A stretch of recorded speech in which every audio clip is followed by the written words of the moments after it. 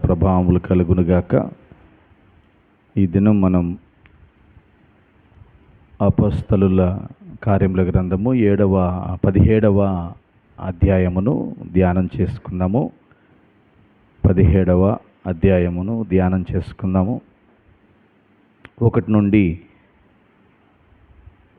9 వచనాలు. తెస్సలోనికలలో పౌలు machinery journey, ఆ తర్వాత బెరియాకు 10 నుంచి 15 వచనాల తర్వాత ఏతెస్సులో వారు అరెయోగపౌ అనే ఒక వారి అందరి మధ్య, అరెయోగపౌల మధ్య అందరి మధ్య నిలిచి ఆ సభలో మాట్లాడిన ఆ పరిస్థితిని మనం 16వ వచనం నుంచి 34వ వచనాల వరకు మనం చూడవచ్చు. మొదటిగా మనం 1వ వచనం నుంచి 9 వచనాలు ధ్యానం చేసుకుందాం. వారు అంఫిపొలి, అపోలోనియా పట్టణముల మీదుగా వెళ్ళి తెస్సలోనికకు వచ్చిరి. అక్కడ యూదుల సమాజ మందిరం ఒకటి ఉండెను. కనుక పౌలు తన వాడుక చొప్పున సమాజపు వారి యొద్దకు వెళ్ళి, క్రీస్తు శ్రమపడి మృతుల నుండి లేచుట ఆవశ్యకమనియు, నేను మీకు ప్రచురము చేయు యేసే క్రీస్తై ఉన్నాడనియు లేఖనముల నుండి దృష్టాంతమును ఎత్తి విప్పి చెప్పుచు వారితో 3 విశ్రాంతి దినములు తర్కించుచుండెను. వారిలో కొందరును భక్తిపరులగు గ్రీసు దేశస్థులలో చాలామందియు ఘనత గల స్త్రీలలో అనేకులను ఒప్పుకొని పౌలుతోనూ శీలతోనూ కలుసుకునిరి. అయితే యూదులు మత్సరపడి పని పాటలు లేక తిరుగు కొందరు దుష్టులను వెంట పెట్టుకుని గుంపు కూర్చి పట్టణమెల్లా అల్లరి చేయుచు యాసోను ఇంటి మీద పడి వారిని జనుల సభ ఎదుటికి తీసుకుని వచ్చుటకు యత్నము చేసిరి. అయితే వారు కనబడనందున యాసోనును కొందరు సహోదరులను ఆ పట్టణపు అధికారుల యొద్దకు ఈడ్చుకుని పోయి, భూలోకమును తల్లకిందులు చేసిన వీరు ఎక్కడికి కూడా వచ్చి ఉన్నారు. యాసోను వీరిని చేర్చుకుని ఉన్నాడు. వీరందరూ యేసు అను వేరొక రాజు ఉన్నాడని చెప్పి కైసరు చట్టమునకు విరోధముగా నడుచుకును వారు అని కేకలు వేసిరి. ఈ మాటలు వినుచున్న జనసమూహమును పట్టణపు అధికారులను కలవరపరిచిరి. వారు యాసోను వద్దకు మిగిలిన వారి వద్దకును జామీను తీసుకుని వారిని విడుదల చేసిరి. ఇప్పుడు ఈ 17వ అధ్యాయంలో పౌలు, శీలలు, తిమోతి వీళ్ళ బృందం బయలుదేరుతుంది. వారు అంఫిపొలి, అపోలోనియా పట్టణముల మీదుగా తెస్సలోనికకు వచ్చారు. అంటే అంఫిపొలి, అపోలి ఈ పట్టణాల్లో మరి సమాజ మందిరాలు వీరికి కనబడలేదేమో, లేకపోతే అక్కడ లేవేమో. తెస్సలోనికకు వచ్చినప్పుడు అక్కడ సమాజ మందిరాలు ఉన్నాయి. వీళ్ళు ఎక్కడికి మిషనరీ ప్రయాణం బయలుదేరి వెళ్ళినా సమాజ మందిరాన్ని చూడటం, సమాజ మందిరంలోకి వెళ్ళి దేవుని వాక్యాన్ని బోధించటం జరుగుతూ ఉంటుంది.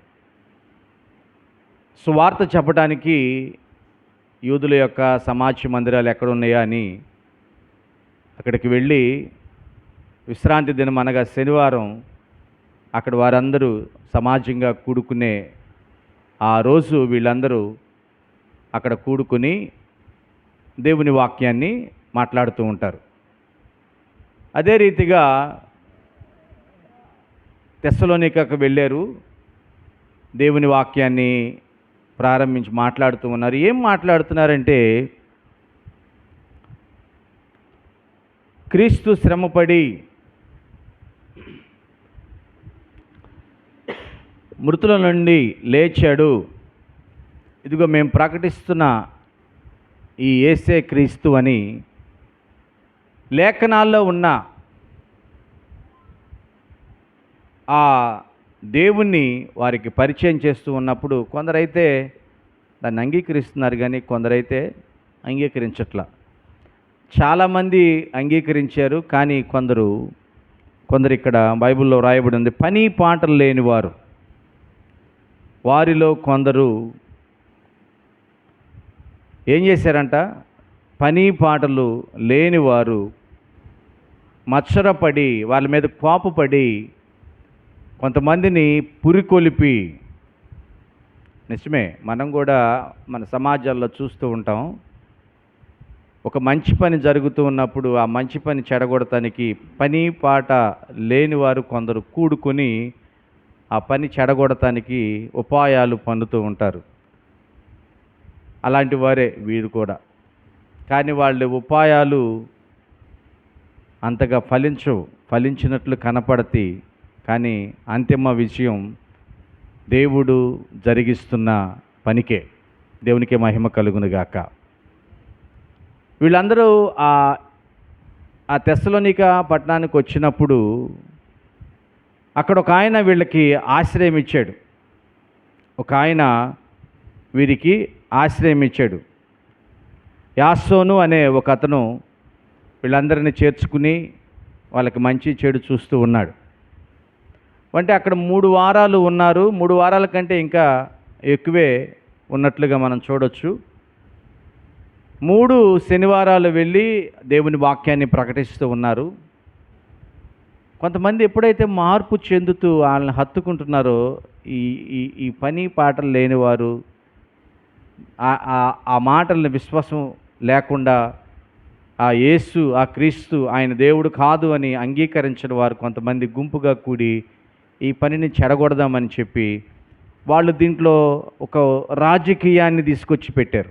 రాజకీయాన్ని ఏంటి అంటే, మనకి కైసరు కదా రాజు, వీళ్ళు ఏం చెబుతున్నారంటే యేసు అనే మరొక రాజు ఉన్నాడని చెబుతున్నారు. అంటే నిజమే, మన రాజు ప్రభువైన యేసు క్రీస్తే. వాళ్ళు రాజకీయాన్ని తీసుకొచ్చినా తీసుకురాకపోయినా వాళ్ళు ఒప్పుకున్నది, వాళ్ళు చెప్పింది నిజం. కానీ ఒక తప్పు వాళ్ళ మీద ఏదో ఒక నేరం మోపాలి అంటే ఏదో ఒకటి అధికారులకి కోపం వచ్చే విధంగా చేయటం సహజం. ఆ విధంగా అధికారులకు కోపం రేపాలి అని, అయ్యా ఇదిగో లోకమును తల్లకిందులు చేసేవారు ఎక్కడికి కూడా వచ్చారు, వాళ్ళు ఏం చెబుతున్నారంటే మా రాజు కైసర్ అయితే వీళ్ళు అంటున్నారు యేసు రాజు అంటున్నారు అని మన ప్రజలందరినీ గలిబిలి చేస్తున్నారయ్యా అని చెప్పి వాళ్ళని మనం పట్టుకురావాలి, వాళ్ళకు మీరు తీర్పు తీర్చాలి అని చెప్పి యాసోని ఇంటి మీద పడ్డప్పుడు ఈ విషయం పౌలు శీలలకి తెలిసి వాళ్ళని పక్కకు పంపించారు. యాసోనుని కొందరు సహోదరులను తీసుకుని వెళ్ళి వాళ్ళని అధికారులకు అప్పచెప్పారు. వాస్తవానికి అందరినీ ఈడ్చుకుని వెళ్ళి చట్టసభలో పెట్టాలనుకున్నారు, కానీ అది వాళ్ళ కాల. తర్వాత యాసోను కొంతమంది సహోదరులు వారు సొంత పూచి మీద, అంటే జామీను మీద వాళ్ళు విడుదలయ్యి వచ్చారు. ఇది 1 నుంచి 9 వచనాలు. 10వ వచనంలో వెంటనే సహోదరులు రాత్రివేళ పౌలును శీలను బెరియాకు పంపించిరి. వారు వచ్చి యూదుల సమాజ మందిరములో ప్రవేశించెను. ఆ రాత్రి ఏం చేశారంటే పౌలు గారి యొక్క టీముని, పౌలు శీలని తిమోతిని బెరియాకు పంపించారు. బెరియా అనే ఆ ప్రాంతానికి పంపించారు. ఈ బెరియా ప్రాంతంలోకి వెళ్ళిన తర్వాత దేవుడు అక్కడ చాలా అద్భుతమైన కార్యాలు జరిగించారు. సమాజ మందిరంలోకి వెళ్ళారు. సమాజ మందిరంలో దేవుని వాక్యాన్ని బోధిస్తారు. ఆ వాక్యం అలాగున్నదో లేదో అని ప్రతిరోజు లేఖనములను పరిశోధించారు. అక్కడ పరిశోధిస్తూ ఉన్నప్పుడు చాలామంది గ్రీసు దేశస్థులైన గనులైన స్త్రీలు యేసుక్రీస్తే దేవుడని అంగీకరించారు. దేవునికే మహిమ కలుగునుగాక. హల్లెలూయా. వాక్యము సత్యము. ఆ సత్యాన్ని మనం మంచి మనసుతో వింటే ఖచ్చితంగా దేవుడు మనకు అర్థమవుతాడు. కానీ ఈ వాక్యాన్ని చాలామంది అంటే వ్యత్యాసమైన హృదయంతో విననట్టుగా ఉంటున్న వాళ్ళే ఈరోజు చాలామంది తప్పిపోతూ ఉన్నారు. మంచి మనసుతో వింటే అది నిజమా కాదా, సత్యమా కాదా అని ఒక అన్వేషణ కలిగి, ఈ బైబిల్లో ఉన్నవి నిజమేనా, చరిత్రకి అనుకూలంగా ఉన్నాయా లేవా అని వింటున్న ప్రతి ఒక్కరూ ఆలోచించి దాన్ని లేఖనాన్ని కానీ పరిశీలన చేయగలిగితే నీకు సత్యం అర్థమవుతుంది, దేవుడెవరు అర్థమవుతుంది, నీ జీవితానికి ఒక గమ్యం కూడా కనపడుతుంది. దేవునికే మహిమ కలుగును గాక. అలాగే ఇక్కడ చాలామంది గనులు ఘనత వహించిన వారు, అంటే అధికారులు, గౌరవం కలిగిన వారు, ఆ బెరియా ప్రాంతంలో చాలా గౌరవం కలిగిన అనేక మంది స్త్రీలు పురుషులు పౌలు శీలను హత్తుకున్నారంట, యేసుక్రీస్తుని అంగీకరించారంట. దేవునికే మహిమ కలుగును గాక. ఆ తర్వాత అక్కడ వారి సహాయం చాలా కావాలని చెప్పి పౌలు గారు ఏం చేశాడంటే తిమోతిని శీలని ఆ బెరియా ప్రాంతంలో విడిచిపెట్టి, నేను ముందుకెళ్తున్నాను, నేను ఏథెస్సులోకి వెళతాను, అక్కడికి వెళ్ళి మీకోసం కనిపెడతాను, మీరు అక్కడికి వచ్చేసేయండి, మనందరం కలిసి ముందుకెళ్దాం అని అన్నాడు. అని శీలను తిమోతిని బెరియా ప్రాంతంలో విడిచిపెట్టి పౌలు గారు ఒక్కడే బయలుదేరి ఏథెస్సు పట్టణానికి వెళ్ళాడంట. దేవునికే మహిమ కలుగును గాక. అందరూ చెబుదాం హల్లెలూయా, హల్లెలూయా. ఇప్పుడు ఎక్కడి నుంచి ఎక్కడి దాకా బయలుదేరి వచ్చాడు ఆయన? తెస్సలోనిక నుంచి బెరియాకు వచ్చాడు, బెరియా నుంచి ఏథెస్సు పట్టణానికి వచ్చాడు. మరి ఈ ఏథెస్సు పట్టణం గురించి మనం కొన్ని విషయాలు తెలుసుకోవటం మంచిది. అసలు ఏథెస్సు పట్టణం ఎంత గొప్పది. ప్రభుత్వం, ప్రజలచే ఎన్నుకోబడే ప్రభుత్వం అనేది మొట్టమొదటిగా ఈ ఏథెస్సు పట్టణంలోనే ప్రారంభించబడింది. దేవునికే మహిమ కలుగును గాక. ప్రజలు ఆ ప్రభుత్వాన్ని ఎన్నుకోవాలి. ఆ ప్రభుత్వం, ప్రజలు ఎన్నుకున్న ప్రభుత్వమే పాలన చేయాలి. వింటున్నారా? అని ఏథెస్సు పట్టణంలోనే మొట్టమొదటిగా ప్రభుత్వం, ప్రజల చేత ఎన్నుకోబడిన ప్రభుత్వం అనేది మొట్టమొదటి ప్రారంభించబడింది. అంతేకాకుండా ఇక్కడ ఏథెస్సు పట్టణంలో చాలా కళలు ఉండేవి. అక్కడ లలిత కళలు, సాహిత్యాలు, భాషలు, తత్వశాస్త్రానికి అది పుట్టినిల్లు ఏథెస్సు పట్టణం. ఏథెస్సు పట్టణం అంటే చాలా కళలు, చాలా ప్రాముఖ్యమైన పట్టణాల్లో అదొకటి ఏథెస్సు పట్టణం. ఆ పట్టణం చాలా సుందరంగా ఉంటుంది. ఆ పట్టణంలో చాలా వ్యాపారాలు కూడా ఉంటాయి. చాలా గొప్ప పట్టణం ఇది. అనేకమైన భాషలు, కళలు ఉన్నాయి అక్కడ. ఆ పట్టణానికి పౌలు గారు వెళ్ళాడు. ఇంకొకటి ఏంటంటే ఆ పట్టణంలో ఉన్న జనులు ఎటువంటి వారంటే, ఎవరైనా ఏదైనా కొత్త విషయాలు చెబుతున్నారంటే వాటి వైపు ఆసక్తి చూపుతారు, వినాలనే ఆసక్తి చూపుతారు. ఎందుకో తెలుసా? విని గ్రహించి నేర్చుకోవాలని కాదు, విని కాలం గడపాలని. ఏథెస్సు పట్టణం వాళ్ళ యొక్క పరిస్థితి టైం వేస్ట్ చేయటంలో వాళ్ళు చాలా ప్రముఖులు అనొచ్చు. ఈ మాటలు వింటున్న ప్రియ దేవుని బిడ్డలారా, ఏథెస్సు పట్టణ వాసులాగా మనం ఉండకూడదు, టైం వేస్ట్ చేసేవాళ్ళలాగా. అంటే వినటం, టైం అయిపోయిందని వెళ్ళిపోవటం. ఆ మాటలో ఏముంది, ఆ మాటల సత్యం ఏంటి, ఆ మాటలు నాకు ఉపయోగకరమా లేదా, నా జీవితానికి అది ఎంత ప్రయోజనకరంగా ఉందని ఏమాత్రం తెలుసుకోరు. అటువంటి వారు ఏథెస్సు పట్టణం వారు. ఏదైనా కొత్త సంగతి చూడండి, 21వ వచనంలో ఉంటుంది ఆ మాట. ఏథెస్సు వారందరూ అక్కడ నివసించు పరదేశులను ఏదో ఒక క్రొత్త సంగతి చెప్పుట యందును వినుట యందును మాత్రమే తమ కాలములు గడుపుచుండువారు. చెప్పుకోవటం, వినటం, ఇదే పని వీళ్ళకి, రెండో పనులేదు.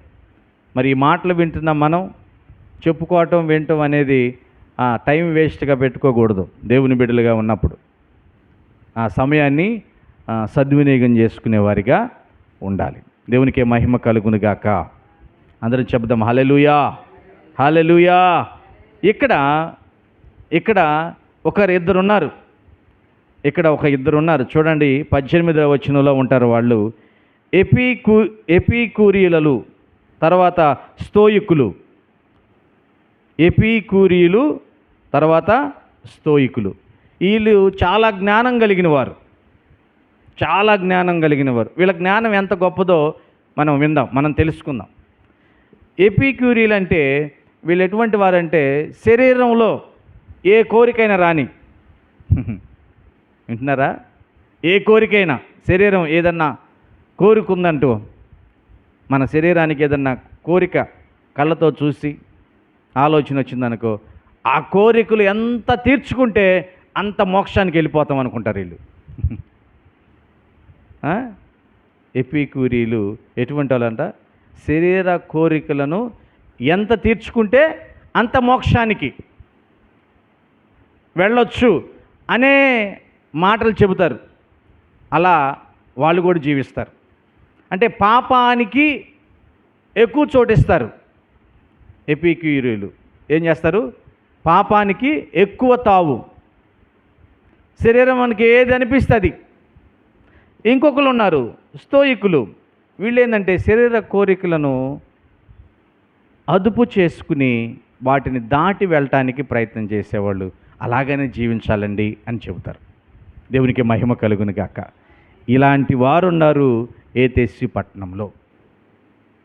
ఆ పట్టణానికి పౌలు గారు వెళ్ళారు. పౌలు గారు వెళ్ళిన తర్వాత చూడండి ఏముందా. పౌలు ఏతెస్సులో వారి రాక కొరకు కనిపెట్టి ఉండగా, ఎవరు రాక కొరకు? శీలయు తిమోతి కొరకు. ఆ పట్టణము విగ్రహములతో నిండి ఉండుట చూసినందున అతని ఆత్మ పరితాపము పట్టలేకపోయాను. కాబట్టి సమాజ మందిరములలో యూదులతోనూ భక్తిపరులైన వారితోనూ ప్రతిదినము సంత వీధుల తన్ను కలుసుకుని వారితోనూ తర్కించుచూ వచ్చెను. పౌలు ఎంత గొప్ప మనస్సు ఇక్కడ. ఈ పట్టణం చూస్తుంటే అంత రమ్యంగా ఉంది. ఈ పట్టణంలో చాలా ప్రముఖమైన వ్యక్తులు ఉన్నారు. ఈ పట్టణం చాలా ప్రాముఖ్యమైనది. ఈ పట్టణం మంచి పట్టణం. ఈ పట్టణాల్లో భాషలు బాగున్నాయి, మంచి కళలు నైపుణ్యాలు ఉన్నాయి. కానీ ఈ పట్టణంలో సరైన పద్ధతి లేదు. సమాజ మందిరంలోకి వెళ్తున్నప్పుడు అవన్నీ చూస్తుంటే చాలా బాధ వేస్తుంది పౌలు గారికి.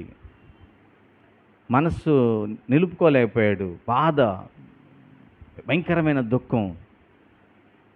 కారణం ఏంటంటే నశించిపోతారు వీళ్ళందరూ, నరకానికి వెళ్ళిపోతారు వీళ్ళందరూ. భక్తి గ్రహించలేకపోతున్నారని పౌలుకి భయంకరమైన వేదన. ఈయన తిరుగుతూ ఉన్నప్పుడు, అంటే ఆ ప్రాంతం అంతా తిరిగాడండి. ఈ ప్రాంతం అంతా తిరుగుతున్నప్పుడు నేను సంచరించుచు, 23వ వచనం, నేను సంచరించుచు మీ దేవతా ప్రతిమలను చూచుచుండగా ఒక బలిపీఠము నాకు కనబడెను, దాని మీద తెలియబడని దేవునికి అని వ్రాయబడి ఉన్నది. ఒక ప్రతిమ కనబడ్డప్పుడు దాని మీద నేను ఒక లెటర్ చూశాను, ఒక మాట చూశాను, తెలియబడని దేవునికి. అంటే మీరు తెలియక ఆరాధిస్తున్నారు. దేవుడు ఎవరో తెలియదు మీకు.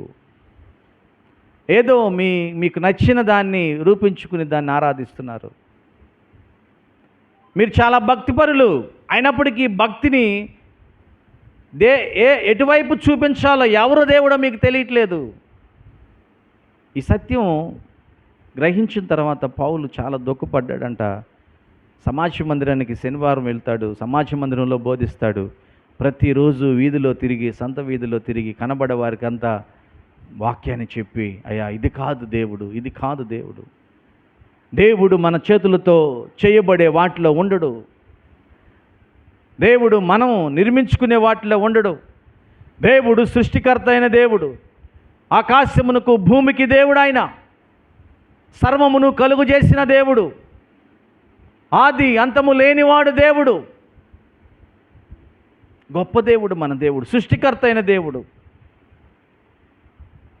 ఆయన మన చేతులతో చేయబడేవాడు కాదు, మనల్ని రూపించిన వాడు దేవుడు. హల్లెలూయా. అటువంటి గొప్ప దేవుణ్ణి మీకు తెలియక ఆరాధిస్తున్నారని చాలా పరితాపంతో సువార్త ప్రకటించాడు. ప్రియ దేవుని బిడ్డలారా, సువార్త ప్రకటించారు. ఇది తెలిసిన కొందరు ఏం చేశారంటే పౌలుని పట్టుకుపోయి అక్కడ అరియోపగు మధ్య నిలబెట్టి, అసలు నువ్వు చేసిన పనేంటి, నువ్వు ఎందుకు చేస్తున్నావు అన్నప్పుడు, ఇక అన్నీ చెప్పుకొచ్చారు. మీకు తెలియక ఈ పనులను చేస్తున్నారు, మీకు తెలియక ఈ పనులను చేస్తున్నారు. మీలో కూడా చాలామంది చెప్పారు, పెద్ద పెద్ద వాళ్ళు చెప్పారు, దాన్ని మీరు గ్రహించలేకపోతున్నారు. దేవుడు ఒకడే, దేవుడు ఒకడే. ఆయన ఆత్మస్వరూపైన దేవుడు, సృష్టికర్త అయిన దేవుడు. ఆ దేవుడే ప్రభువైన యేసుక్రీస్తుగా వచ్చాడు. ఆయనే సర్వమానవాళి కొరకు ప్రాయశ్చిత్తముగా బలిగా అర్పించబడ్డాడు. ఇదిగో ఈ క్రీస్తుని నేను ప్రకటిస్తున్నాను. ఆయన పునరుద్ధానముతో తిరిగి లేచాడు. ఆయన సజీవుడు. మీరు తెలియక చేస్తున్నారు. మీకు చాలా భక్తి ఉంది, కానీ ఆ భక్తి ఎలాగ చూపించాలో మీకు అర్థం కావట్లేదు. అయితే నా మాట వినండి అని చాలా విధంగా, చాలా రకాలుగా వారిని పౌలు గారు చెప్పడానికి ప్రయత్నం చేశాడు. కానీ చాలామంది ఆ మాటలు విని ఈ ఈ ఈ వగరబోతు మాటలు మనం ఎందుకు వినాలి, ఈ వగరబోతు మాటలు మనం ఎందుకు వినాలని కొందరైతే హేళన చేశారంట, కొందరైతే నమ్మారంట. దేవునికి మహిమ కలుగునుగాక. హల్లెలూయా. కొందరైతే ఈసారి వచ్చినప్పుడు మళ్ళీ వింటాంలే అన్నారంట. అంటే దాటవేశారు. ఆ పునరుద్ధానం గురించి, యేసుక్రీస్తు ఎలా లేచాడు అనేది పునరుద్ధానం గురించి మరలా మేము వింటాంలే అని అన్నారు. చివరిగా కొందరైతే గనులైన వారు, అయితే కొందరు మనుష్యులు అతని హత్తుకొని విశ్వసించారు. దేవునికే మహిమ కలుగునుగాక. అవునండి, కొందరు పౌలుని హత్తుకొని యేసే దేవుడని విశ్వసించారు. వారిలో పగీతుడైన దియోనీసియు, దమరి అను ఒక స్త్రీయు, వీరితో కూడా మరి కొందరు ఉన్నారు. ఇది చాలా గనులు. వీళ్ళు ఆ ప్రాంతంలో, ఎఫెసు పట్టణంలో చాలా గనులైన వారు యేసుక్రీస్తుని అంగీకరించారు. ప్రియ దేవుని బిడ్డలారా, మరి ఈ మాటలు వింటున్నా నువ్వు అంగీకరించావా సంపూర్ణంగా యేసయ్యని? తెలుసా దేవుడెవరో? తెలియక ఇంకా అటువైపు ఇటువైపు, అటు కొంతసేపు ఇటు కొంతసేపు తిరుగుతున్నావా? ప్రభువైన యేసుక్రీస్తు వారు ఎటువంటి మనస్సు కలిగి ఉన్నాడో, ఇదిగో అదే మనసు పౌలు కలిగి ఉన్నాడు. ఈరోజు నేను నేర్చుకోవాల్సిన ఈ మాటలు. యేసుక్రీస్తు వారు ఏ మనస్సు కలిగి ఉన్నాడు చూడండి. మత్తయి సువార్త 9వ అధ్యాయం 36వ వచనంలో యేసుక్రీస్తు వారు ఏ మనస్సు కలిగి ఉన్నాడో మనకు అర్థమవుతుంది. 9వ అధ్యాయం 36వ వచనం. ఆయన జన సమూహములను చూచి వారు కాపరి లేని గొర్రెల వలె విసికి చెదిరియున్నందున వారి మీద కనికరపడ్డాడు. దేవుడు తెలియక ఇష్టం వచ్చినట్లు తిరుగుతున్నారు, కాపరి లేని గొర్రెల్లాగా. అంటే చెప్పేవాళ్ళు లేరు, చెప్పేవాళ్ళు నాకు ఇష్టమైన జీవితాన్ని. సహోదరుడా, సహోదరి, ఈరోజు నీ జీవితం అలాగనే ఉంది కదా.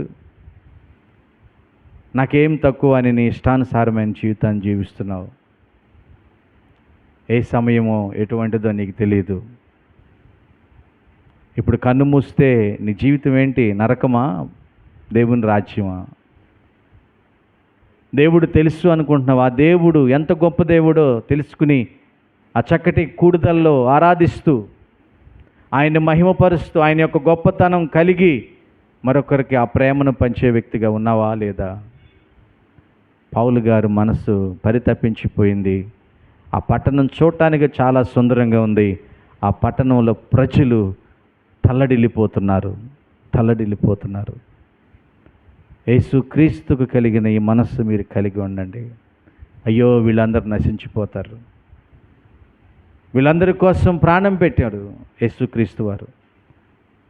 వీళ్ళందరి కోసం పరిహారం చెల్లించాడు, వెల చెల్లించారు. కానీ వీళ్ళందరూ ఆ దేవుడు, గొప్ప దేవుడు యేసే క్రీస్తుని గ్రహించలేక తెలియని దేవుణ్ణి ఆరాధిస్తూ ఉన్నారు అని చెప్పి పౌలు ఆ ప్రాంతమంతా ప్రతిరోజు ప్రతి వీధి, ప్రతి సంత వీధిలో తిరిగి అందరికీ సువార్త చెప్పి యేసే క్రీస్తుని ఒప్పించాడు. కొందరైతే ఒప్పుకున్నారు, కానీ అందరూ ఒప్పుకోలా. కొందరైతే అపహాస్యం చేశారు. అయినప్పటికీ కొందరిని దేవుని కొరకు సంపాదించుకోగలిగాడు. హల్లెలూయా. సహోదరుడా, సహోదరి, మరి నీవు నీ గృహంలో రక్షించబడ్డావు. మరి నీ కుటుంబంలో వారినైనా ఈ భయంకరమైన యాతన నుంచి, ఈ భయంకరమైన నరకం నుంచి తప్పించటానికి పూనుకునే వ్యక్తిగా ఉన్నావా లేదా? చాలామంది పౌలు చెప్పిన సువార్తను విని హత్తుకున్నారు. ఈరోజు నువ్వు కూడా యేసుక్రీస్తుని హత్తుకుని జీవించేవాడిగా ఉండాలి. ఆయన అంగీకరించి జీవించేవాడిగా ఉండాలి. ఆయనే నిత్యరాజ్యంలో నీకు చోటిచ్చే దేవుడు. నిత్యము నిన్ను ఆయనతో సదాకాలము ఉండాలని ఆశపడుతున్న దేవుడు.